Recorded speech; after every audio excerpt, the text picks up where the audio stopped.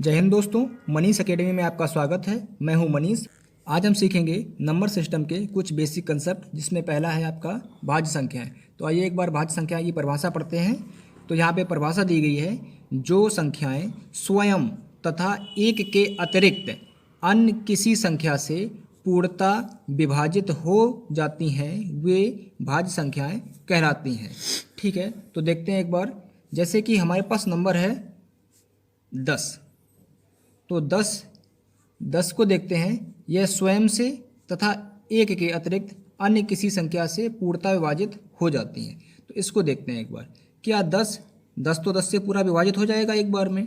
ठीक है, तो 10 से हो गया, और 1 से भी हो जाएगा 10, 1 से भी हो जाएगा 10 बार में, तो इससे भी हो। क्या 1 और 10 यानी कि स्वयं के अलावा किसी अन्य संख्या से ही विभाजित होगा?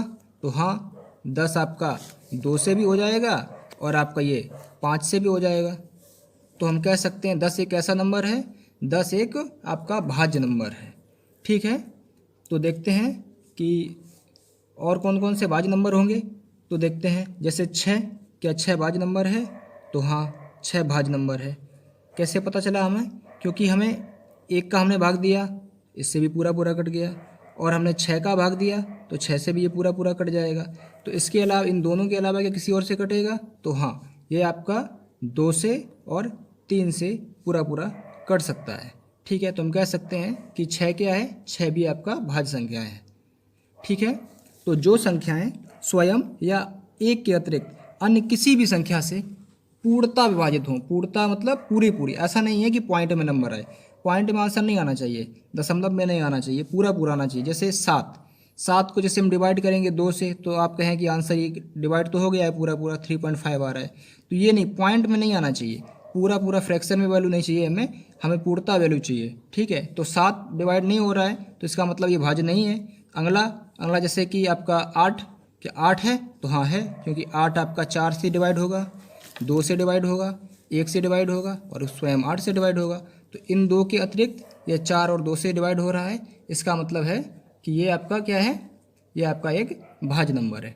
ठीक है, अगला टॉपिक है हमारा अभाज्य संख्याएं। तो परिभाषा पढ़ते हैं इसकी एक बार। जो संख्याएं स्वयं तथा एक के अतिरिक्त अन्य किसी संख्या से पूर्णतः विभाजित नहीं होती हैं, पूर्णतः विभाजित नहीं होती हैं, अभाज्य संख्याएं कहलाती हैं। जैसे देखते हैं 3, क्या 3 एक और स्वयं यानी कि खुद 3 के अलावा अन्य किसी से डिवाइड होगी? तो जी नहीं। 2 से डिवाइड नहीं होगी, 4 से भी डिवाइड नहीं होगी, यानी कि 1 और 3 के अलावा अन्य किसी से डिवाइड नहीं होगी। जैसे कि 5 किसी से डिवाइड होगी? तो 5 1 से डिवाइड होगी और स्वयं 5 से डिवाइड होगी, इनके अलावा किसी से होगी नहीं। तो ये दोनों कैसी हैं? ये दोनों अभाज्य हैं। जैसे हम कहें आपसे 8, तो 8 या 1 से डिवाइड होगी और आपकी 8 से डिवाइड होगी, और इसके अलावा ये 2 और 4 से भी डिवाइड हो जाएगी, 2 से भी हो जाएगी और 4 से भी हो जाएगी। तो हम कह सकते हैं ये क्या है? यह एक अभाज्य संख्या नहीं है, क्योंकि यह स्वयं तथा एक के अलावा अन्य किसी से डिवाइड हो रही है। तो हम देखते हैं कि सबसे छोटी अभाज्य संख्या क्या होती है। तो आइए यहाँ से लिखते हैं हम सबसे छोटी अभाज्य संख्या। तो सबसे पहले आपका आता है 2।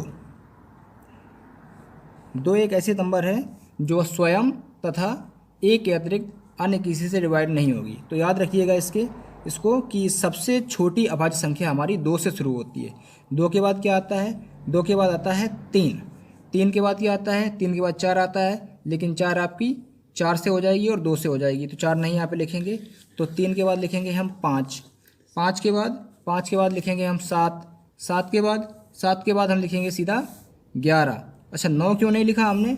क्योंकि 9 एक अभाज्य संख्या नहीं बल्कि एक विषम संख्या है, क्योंकि 9 जो है वो 3 से डिवाइड हो जाता है। ठीक है, तो ऐसे ही लिखेंगे हम 2, 3, 5, 7, 11। 11 के बाद हमारा 13 आ गया। 13 के बाद क्या आया? 13 के बाद देखो 15 नहीं होता है। 15 क्या होता है? विषम होता है, विषम होता है आपका, लेकिन और नंबर होता है, बट यहाँ पे आपका अभाज्य संख्या नहीं होती, क्योंकि 15 आपका 3 से, 5 से, 1 से और 15 से डिवाइड होता है। ठीक है, तो 13 के बाद क्या आएगा? 13 के बाद 17 आएगा। 17 के बाद 19 आएगा। 19 के बाद क्या आएगा? 19 के बाद सीधा 23 आएगा। 23 के बाद क्या आएगा? 23 के बाद सीधा आपका 29 आएगा। 29 के बाद 31 आएगा। तो ऐसे ही हम आगे नंबर फाइंड करते जाएंगे। क्योंकि इतना बड़ा नहीं पूछा जाता है, 100 तक पूछा जाता है, तो हम आराम से निकाल सकते हैं, क्योंकि 100 तक गिनती तो सबको आती है। ठीक है, तो यहाँ तक हम निकाल लेंगे। वैसे इतने में आ जाता है, इतने में से ही पूछा जाएगा आपका, तो आप इसको देख लीजिए एक बार। ठीक है, हमारा अगला टॉपिक जो है वो है परिमेय संख्याएं। तो एक बार इसकी भी परिभाषा पढ़ते हैं हम। परिभाषा में यहाँ पे लिखा है वे संख्याएं जिन्हें P/Q के रूप में लिखा जा सकता है परिमेय संख्याएं कहलाती हैं। और यहाँ पे स्टार मार्क में लिखा है P/Q में Q का मान शून्य नहीं होना चाहिए। तो एक बार देखते हैं P/Q का मतलब क्या है। ये कोई भी आप सिंबल ले लिया है हमने, तो P/Q का मान है कि हमें अंश और हर के रूप में लिखना है। जैसे कि 2/3, तो 2/3 क्या है, तो यह एक परिमेय संख्या है जो हमें अंश और हर के बटे में, जैसे कि 1/4 ये भी परिमेय हो गया। हम जैसे लिखते हैं 6/0, तो ये क्या है, Q का मान क्या हो गया, 0 हो गया। तो ये एक परिमेय संख्या नहीं है, क्योंकि इसका रिजल्ट क्या आएगा, इसका रिजल्ट आपका क्या आ जाएगा, इसका रिजल्ट आएगा आपका 0। ठीक है, तो ये आपका परिमेय संख्या नहीं है। ठीक है, तो अदर लेते हैं, जैसे कि 1/2, तो ये क्या है, ये भी आपकी परिमेय संख्या है।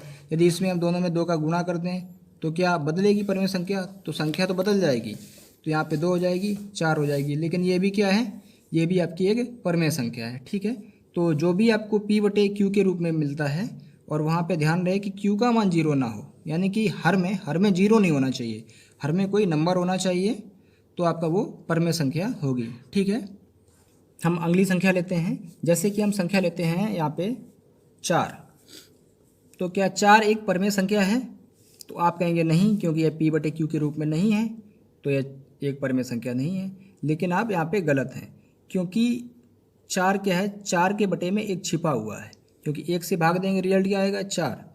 तो सारी जो संख्याएं होती हैं, जो भी हमारे नंबर होते हैं, जैसे कि 5, 6, 10, इन सब के बटे में हम क्या लिख सकते हैं, 1 लिख सकते हैं। और यदि 1 लिख सकते हैं तो हमारी परिभाषा क्या कहती है कि जो हर में है Q का मान 0 नहीं होना चाहिए।